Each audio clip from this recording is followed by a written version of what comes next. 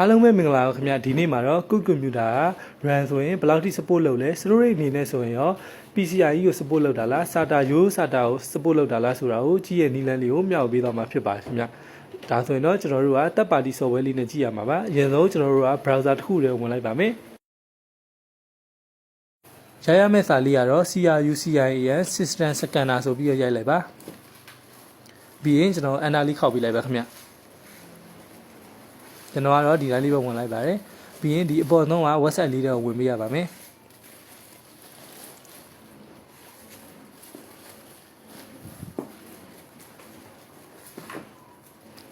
ပြီးရင်ကျွန်တော်အောက်လေးကိုနည်းနည်းလေးရှာလိုက်ပါအဲ့ဒီမှာကျွန်တော်တို့ set second ဆိုတာမှာ set my free second ဆိုတာလေးရှိပါတယ်အကောင်လေးကိုနှိပ်ပေးလိုက်ပါအဲ့ဆိုရင်ကျွန်တော်တင်ရ condition တွေပေါ်လာပါလိမ့်မယ်အဲ့မှာကျွန်တော်တို့ asset လေးပေးလိုက်ပါအဲ့ဒါဆိုရင် download လေးဆွဲသွားပါလိမ့်မယ်download လေးဆွဲလို့ပြီးသွားပြီဆိုရင်ကျွန်တော်တို့က app သားလေးကိုဖွင့်လိုက်ပါခင်ဗျကျွန်တော်တပည့်ကလေးနဲ့ဖွင့်လိုက်မယ်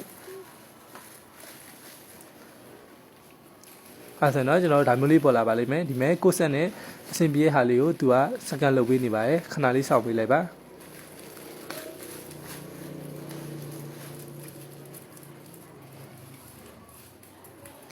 ဒီလိုလေးဖြစ်သွားပြီဆိုရင်တော့ကျွန်တော်တို့က result လေးကြည့်လို့ရပါတယ်အောက်လေးကိုနည်းနည်းလေးဆွဲပေးလိုက်ပါ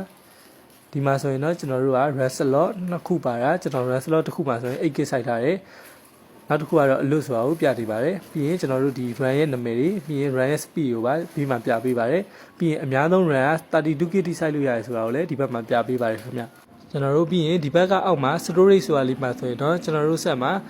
PCIe စိုက်လို့ support လုပ်တာလား SATA ကို support လုပ်တာလားဆိုတာကိုဒီဘက်မှာကြည့်လို့ရပါတယ်ကျွန်တော်ရဲ့ဆက်ဆိုရင်တော့ PCIe ရော SATA ရောကျွန်တော်နှစ်ခုလုံးကို support လုပ်တယ်လို့ပြနေပါတယ်ဒီလိုနီးလန်းလေးနဲ့ကိုယ့်ဆက်ရဲ့ memory ကဘယ်လောက်ထိ support လုပ်လဲ storage အနေနဲ့ဆိုရင်ရောဘာတွေကိုစိုက်ရင်အဆင်ပြေမလဲဆိုတာကိုဒီမှာလာကြည့်လို့ရပါတယ်ဒီဗီဒီယိုလေးကဒီလောက်ပါပဲအားလုံးကိုကျေးဇူးတင်ပါတယ်ခင်ဗျ